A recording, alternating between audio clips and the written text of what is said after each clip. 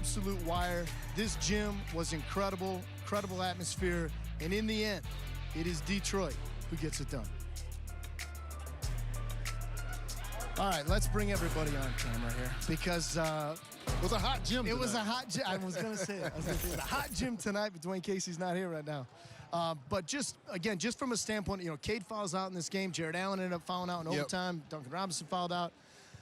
There was so many storylines. There was so much that went down. Obviously, Jalen Duren's night. We'll get into that. Hope to hear from him momentarily. But just your overall thoughts. You've seen a lot of NBA games. Yeah. This is a regular season game, and I know a lot of people say, like, man, playoff-type atmosphere. But this atmosphere was electric. Well, when you talk about winning the game, two things stood out to me, Johnny. First of all, 6 of 27, the Pistons shot from the three-point line.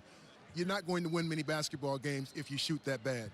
However, my statement that I typically make is if you control the glass, you have an opportunity to control the game. The Pistons had 55 rebounds tonight, 21 of those on the offensive end of the floor. So listen, so if you shoot that bad, there's an opportunities to get offensive rebounds, and the Pistons got 21 of those. That's the game to me. Yep. When you get that many offensive rebounds, you create second-chance opportunities, and the Pistons were able to capitalize on those, even though they were dismal from the three-point line. Yeah, a lot of different ways to win in this league. Again, depth wins at this level. Pistons showcased it tonight. And again, down the stretch, they had to lean on some different guys. Danis Jenkins, who we heard from just before the break. What can you say? I mean, what can you say about, again, just the ice water? Obviously, the game-time free throws, inside 5 seconds of play in regulation to get us to OT. But there's just like, you got to have a little moxie in your game, right? You got to believe you belong, and you can't get tight. The collar can't get tight when the game's on the line, and he didn't. Listen, if you talk to Dennis for more than 5 minutes, you understand the guy is loaded with confidence. Yeah. He's strong in his faith, and when he stepped to the line, I had no doubt that he was going to make all 3 of those. Calm, cool, and collected. Pistons end up winning that one. It was huge. That sealed the fate right there. Yeah, big block shot on the other end. If you're going to play, if you're going to start for this team, the Pistons, you got to be a two-way player. Danis Jenkins is that. All right, let's get to the overtime session, our Xfinity highlights, because once it got to OT, when he made that, when he makes the 3rd free throw, ties it up, then they get a stop at the other end, then you get to OT, and you always feel like, especially in the college game, you always feel like once you get to overtime, it was like you already knew. Like you already knew, because the wave of momentum has pushed so much. Pistons race out to the first 6 points in that overtime frame. Now, they didn't run away with it. No. Obviously, a credit to Cleveland, and they're going to hurt you with their perimeter shooting. But in OT, they did enough, not having Cade Cunningham on the floor, still able to find ways with different guys. Listen, lots of guys will get that belt, game belt tonight. Yeah. Asar Thompson played tremendous on defense. Uncle Tobias made some clutch baskets out of that post area. Then that's a nice feed from Danis Duren running the floor. And the rebounding, as I said, 21 offensive rebounds, 55 to 41 was the advantage the Pistons took on the glass. To me, ultimately, that controlled the game, gave the Pistons the opportunity to win. The final salvo there by Bagley. Pistons all over it. They secure the rebound, and they go home with the victory. Yeah, big-time stuff.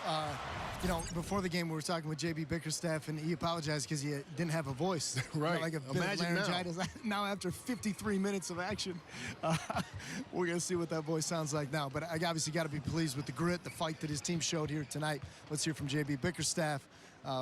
Coach's post-game remarks brought to you by Glassman Automotive. JB, what did that final stretch from the end of regulation through overtime reveal about your group tonight? I don't think it revealed anything, right? I think that's who we've been, and our guys continue to show up when their number's called. In a moment that big for Danis to be at the line, hit all 3, I mean, just the poise that a young player showed in that moment to you. I mean, it's when his number's been called, whatever the moment's been, he showed up, and he's been productive for us and effective for us.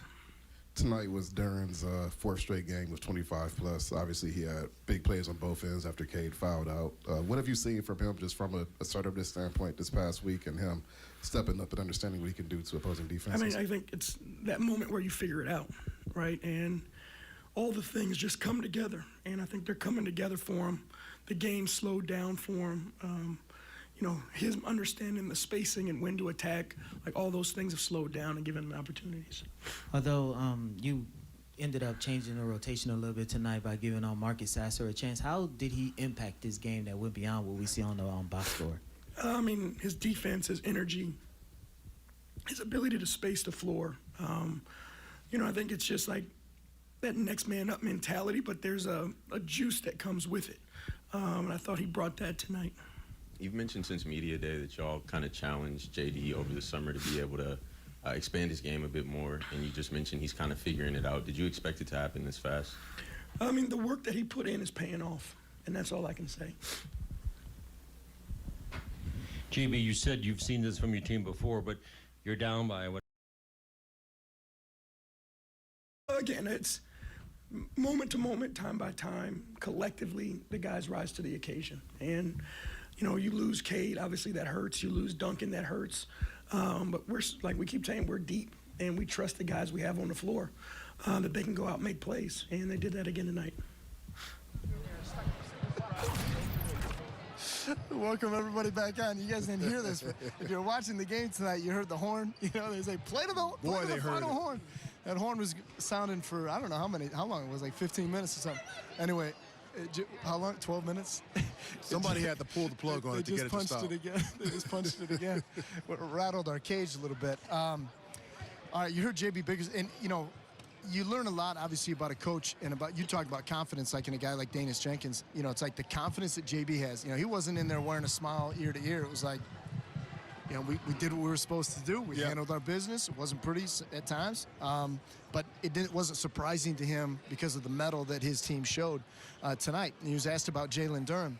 We'll make him our Cure Auto player of the game. Third 30-15 game of his career. We were already talking about the numbers over the last 3 games since he came back from 2-game suspension. Sure. Teams can't do anything with him right now. I mean, this is, I think he's the best.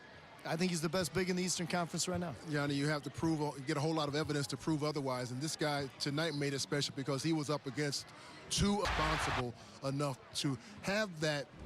A lot of players, let me back up, a lot of players ask for that responsibility to be the guy.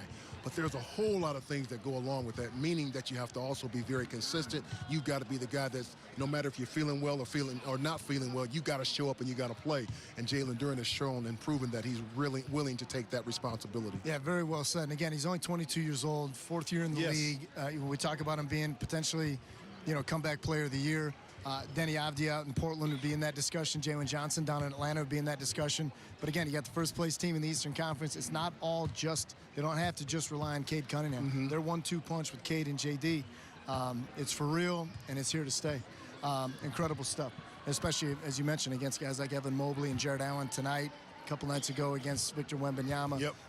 He doesn't shy away from it, and he accepts the challenge, and he continues to show